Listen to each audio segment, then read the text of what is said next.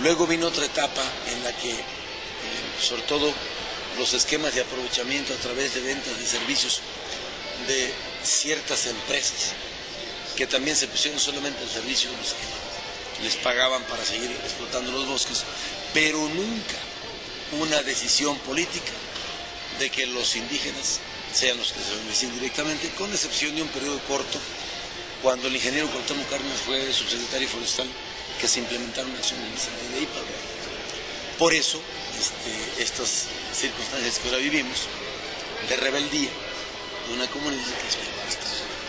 Entonces, hay que entrarle por el lado de la reforma jurídica para reconocer los derechos de los pueblos para usufructuar, las reformas a las leyes secundarias relativas al uso de los recursos, la reforma institucional para que haya dependencias que le den seguimiento y cumplan con esa tarea, y desde luego es un trabajo de cambio de visión con respecto al papel que juegan las comunidades, el papel que representan el bosque y los recursos naturales, para bien de las comunidades, pero para bien del Estado. Seguramente cuando Silvano era joven, cuando era niño, salía a jugar a la calle, conocía a sus vecinos y creció en un ambiente seguro que brindaba nuestro Estado. El día de hoy nosotros los jóvenes vivimos asustados, estamos en constante alerta y sentimos miedo. ¿Qué va a hacer para recuperar esa tranquilidad? Fíjate que los jóvenes hoy están en grado de vulnerabilidad, porque son los más expuestos al riesgo. Pero es un problema transitorio, coyuntural, que lo vamos a resolver.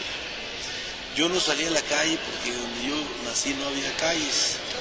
Quizás salía a las veredas, a las lomas, a los matorrales, pero no creas que en esa época las cosas eran mejor que ahora. La zona donde yo nací, una zona muy pobre, marginada, muy complicado, pero también con alto grado de violencia.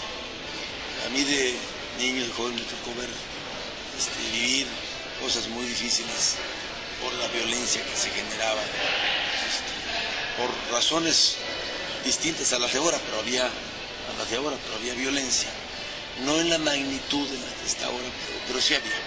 Y ahora lo que hay que hacer es resolver la cuestión básica, tan sencillo como que hay que tener ocupados a los jóvenes. Estábamos viendo el otro día, incluso, una cosa muy sencilla, ¿sabes que me gustan los caballos? Bueno, hasta implementar un programa de entregarles caballos a los jóvenes. ¿Qué significa si tú le entregas un caballo a un muchacho, sobre todo de un pueblo? El primero se va a sentir bien por lo que significa tener un caballo, pero se va a ocupar en darle de comer, en bañarle, en entrenarle, en salir. Y entonces eso ya te ocupas de otra cosa. Pero si los jóvenes están todo el día en la esquina, sin hacer ninguna actividad, sin ir a la escuela, sin empleo, sin dinero, y del otro lado los que se dedican a las actividades ilegales, ofreciéndoles dinero y invitándolos a hacer cosas que pudiera ser que les genere un sentimiento de trascendencia, ¿no? O sea, soy bravo ya. Por eso, rescate de los jóvenes con actividades. El primer año de gobierno tengo la meta de incorporar a 50,000 jóvenes a las actividades productivas y de beneficio. Primero, en febrero empiezo con 10,000 becas para los primeros que se integren y quieran estudiar y los que quieran trabajar, vamos a incorporar 10,000 becas.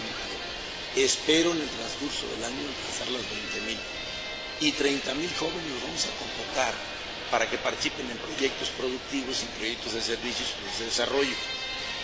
Grupos de 5, de 6 jóvenes, de 4, los que se puedan, para que 5,000 proyectos que voy a destinar a eso sean aprovechados por los jóvenes.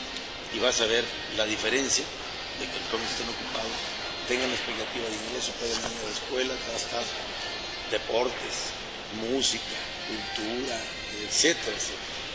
Entonces, por ahí está el asunto. No es la cuestión de la policía y los soldados, es un asunto de comunidades. Otro tema que también nos interesa a los jóvenes es que muchas veces los recién egresados de las universidades encaramos una falta de oportunidades laborales dignas, que muchas veces nos llevan a dejar la ciudad, el estado e inclusive el país. ¿Qué programas impulsarías para detonar el crecimiento de la oferta laboral con valor agregado? Fortalecimiento de las iniciativas empresariales de los jóvenes, que tienen que ver con esta idea de los proyectos, capacitación, adiestramiento, acompañamiento. Hay que generar una escuela de empresarios en Michoacán, para que no sea solamente por herencia o por ocurrencia o porque de plano pierdes mucho tiempo aprendiendo o pudiendo enrutar en un proyecto empresarial. Y la otra es que vamos a crear el Banco de Desarrollo de Michoacán para sectores específicos, fundamentalmente para mujeres. Entonces eso va a ser un gran detonante para los empresarios. Y la otra, está ligado porque hay que generar empleo. Los que salen de los tecnológicos se van porque no hay oportunidades de empleo. Hay que hacerlo, pero también necesitamos que los jóvenes estudien las cosas para los que tienen vocación,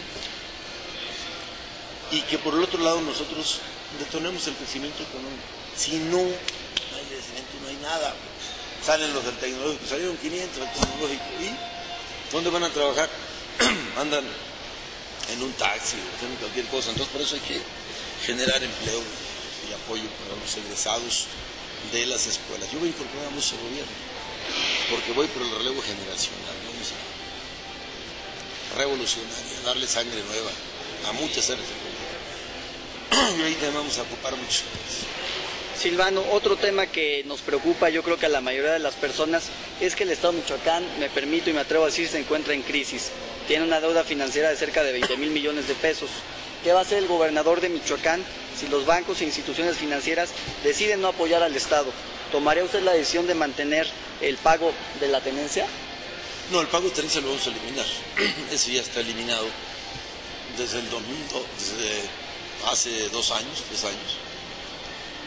Se aprobó en la ley de ingresos de que la tenencia solamente tendría vigencia 2010 y 2011. 2012 se eliminó. Yo de todos modos lo iba a eliminar, ya, eso se elimina. Hay que buscar otras fuentes de impuestos, de ingresos, y esa se va a lograr cuando llevemos inversiones en Michoacán, que se abran 10, 20, 30 empresas por semana, porque entonces sí va a haber dinero. El fortalecimiento del turismo, que tiene que ser un pilar del desarrollo del Estado. Nos pensemos en la generación de oportunidades, no en la limitación. Esa tiene que ser la ruta. Pero la pregunta decía, ¿qué más? En caso de que las instituciones financieras decidieran no apoyar. Mira, nomás te aclaro también, la deuda no son 20,000 millones, es un manejo político, electoral. La deuda son 13,000 millones de pesos, que aprobó el Congreso, que está jurídicamente sustentado. Por eso lo aprobó el Congreso, si no, no. Y luego, no es una novedad, todos los estados tienen deuda, todos. Por cierto, hoy es una nota nacional, la crisis de los estados endeudados. Pero lo que también hay que saber es que el gobierno federal está endeudado hasta la coronilla. El mayor endeudado de este país es el gobierno federal. Y luego, en el caso local, no quiere decir que mal de muchos, que esta frase es muy socorrida, mal de muchos que son tarugos, ¿no? Pero no es tanto. Si lo comparamos con Morelia, está más grave lo de Morelia. Michoacán tiene el gobierno de Michoacán tiene un presupuesto de 48,000 millones de pesos y tiene una deuda de 13,000, cercano a los 14,000, que representa el 21% del presupuesto. El municipio de Morelia tiene un presupuesto de 1,200 millones y el actual candidato del PRI, el presidente municipal, lo dejó con una deuda de casi 700 millones de pesos, que representa casi el 60% de la deuda. No, es que ahí han manejado la información de otra manera. No es bueno que esté endeudado el Estado, pero es un asunto, digamos, manejable. Por último, Silvano, me gustaría preguntarte qué mensaje te gustaría transmitirle a la juventud michoacana que está en condiciones de votar por ti. Que es posible salir adelante, que son posibles los cambios, que se pueden alcanzar los sueños, que yo siendo hijo de madre soltera, de una región marginada, sin ir a la escuela, sin ninguna posibilidad, ningún apoyo, he podido sortear las tempestades y hoy soy el candidato a gobernador de Michoacán. Que así como yo, seguramente como muchos ejemplos más, aquí tenemos un astronauta michoacano también, que seguramente en otras circunstancias, porque emigraron allá, pero que es posible alcanzar los sueños, que hay que recuperar la esperanza, que hay que tener fe y confianza en nosotros que es posible alcanzar las metas, los sueños, las aspiraciones, y que consciente de eso, con esa experiencia de haber vivido yo todo eso en carne propia, tengo un compromiso preciso con los jóvenes de generar las condiciones para que salgan mañana. Conmigo no habrá un joven que deje de ir a la escuela porque no tuvo para comprarse los zapatos, o no tuvo para el camión, o no tuvo para comer, o no tuvo para pagar la colegiatura. Te pongo ejemplos. El otro día en Lombardía, una señora que llevó a su hijo que salió del bachiller porque no pudo comprar un pants para el deporte y no lo recibieron. Un pants que no vale más de 500 pesos. Esas cosas no van a pasar al Michoacán.